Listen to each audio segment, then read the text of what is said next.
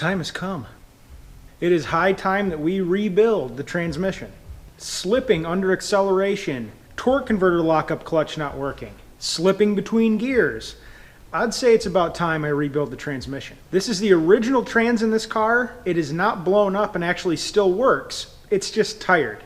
After 453,000 miles, I think it's about time this transmission deserves a rebuild. This is going to be a 3-video series. In the first part, I'm going to show you step by step how to pull the transmission out of the car. I do not have a transmission jack, so I'm going to do this kind of redneck style, hence the camo. In the second part, I'm going to be pulling the transmission apart and completely rebuilding it. I'm going to get a master rebuild kit with new frictions, new B1 piston, all new seals. The only thing that I'm not going to be getting is I'm not going to be replacing the bearings unless it's needed. If I open it up and I find some of the bearings are worn out and tired, any of the bushings are worn out, I'm going to replace those. I'm not ordering any parts for this job until after I've pulled the transmission apart. So this video series is going to be released. I'm going to do 1 video per week to space them out because it's probably going to take me about a week to get parts. And then as expected, in the third part, I'm going to be putting the transmission back in the car and then doing a little bit of a drive with you guys to let you guys know how much of a difference the rebuild has done to the transmission. First job, whenever you're working on a Mercedes from underneath, is pulling off the engine covers. The next thing we're going to do is remove this transmission crossmember right here in order to get access to the drive shaft flex disc there. That's the first thing we're going to pull off. The next one for this bracket right here is right up here. It's hard to see on camera without going straight up. Next, I'm going to get to the 4 bolts that hold the transmission mount onto the transmission. And then we're going to pull the bolts for the cross member there. The ones on the mount are 13 millimeter, and then I believe the ones on the bottom are 17.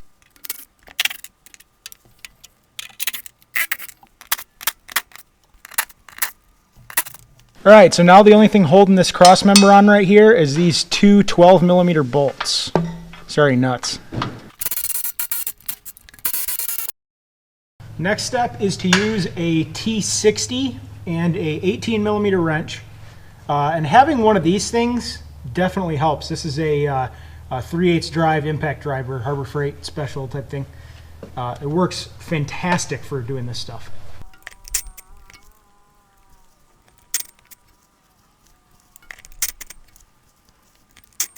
You're going to have a total of 8 of these. 4 on the inside, 4 on the outside.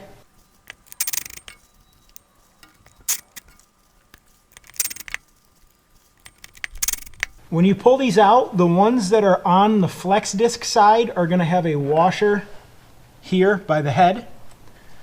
And then the ones that have the head of the bolt on the drive shaft end are going to have a washer on the nut end over here. Make sure you don't lose those.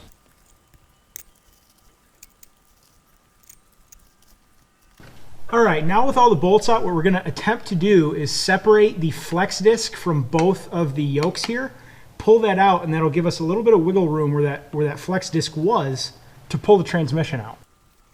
Of course, that's easier said than done.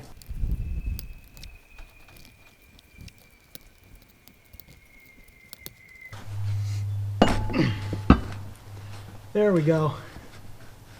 So far, the only ones that I was able to pull out were the ones on the transmission yoke side. I'm going to attempt to hammer them out and see if that makes any difference. All right, I think I got that one. Yeah, sweet.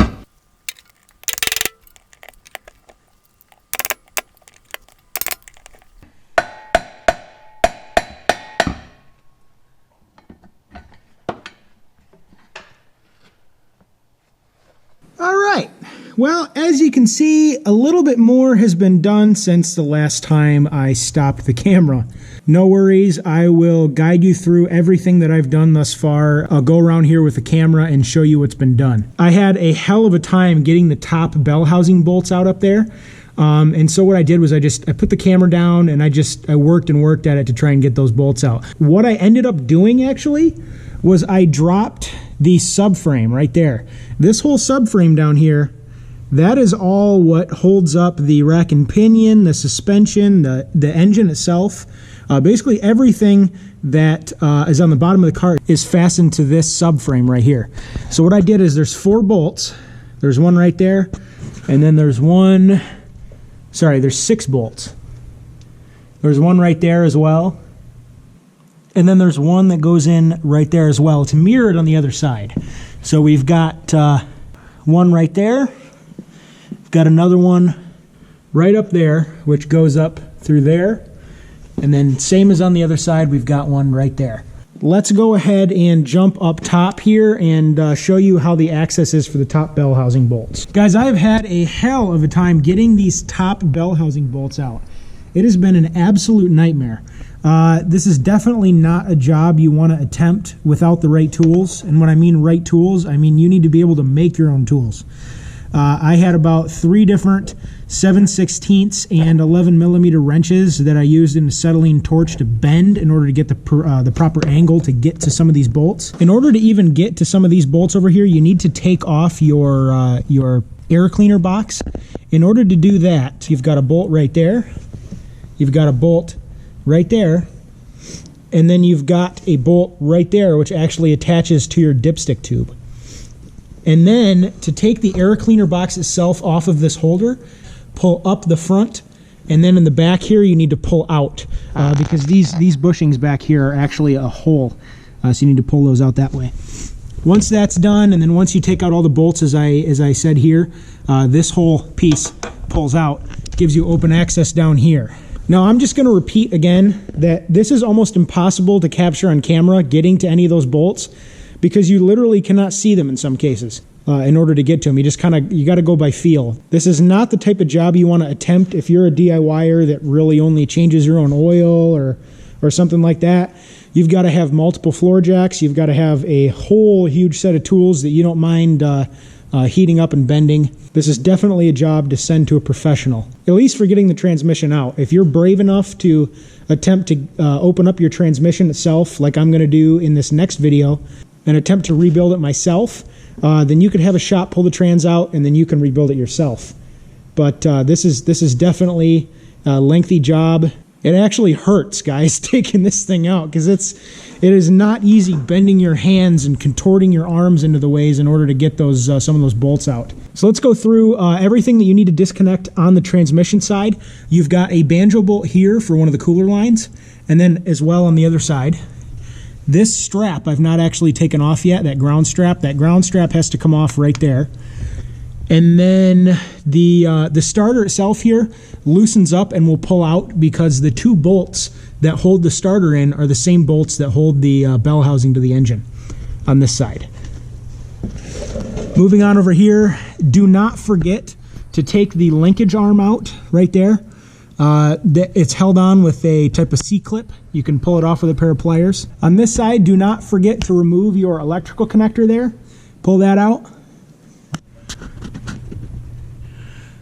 Right in that little opening there where that bolt hole is, that's where the dipstick tube goes down into the engine. You're going to want to pull that off. That's a 10 millimeter, and then just kind of wiggle that dipstick tube back and forth to pull it up.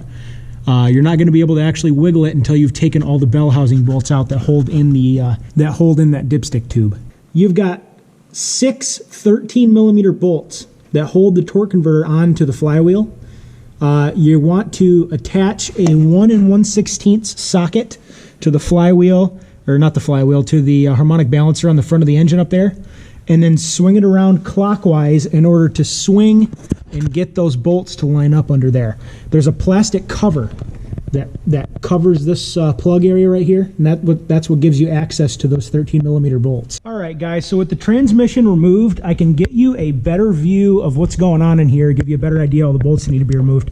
We've got 1, 2, 3, 4, a locating pin, 5, 6, 7, 8, 9 locating pin, and then you have 2 for your starter here, so 10 and 11, and then you have 12. So you've got 12 total bolts, 2 alignment pins holding this bell housing onto the engine. Looks like I do not have a leak around the rear main seal here. That looks good. Actually surprising at over 450,000 miles that there's no rear main seal leak on this thing. Good job, Benz. Not required to take off, but definitely something to note. Here's your crank position sensor. That's going to be a fight to get out if you ever need to change that thing. That's going to be kind of a nightmare to get to. Also up here, you've got your transmission electrical connector. You've got your banjo bolts or fittings on either side here for your cooler lines. You've got your ground strap here that needs to be removed. And then swinging around over here, you've got your 4 or 8 bolts and nuts for the drive shaft flex disc here. And then you've also got your linkage here as well for your shifter. Oh, and also the dipstick tube, which is not shown here. It actually came out with the transmission. Once it's disconnected from the transmission, and once it's disconnected from the connections up there, the brackets and whatnot that hold it in place, that thing will pull right out with the transmission. So that's going to be it for part 1. Keep an eye out for part 2. It's going to be me disassembling this transmission, pulling everything out, and diagnosing and seeing what new components it needs. Well, that's it. See you in the next part.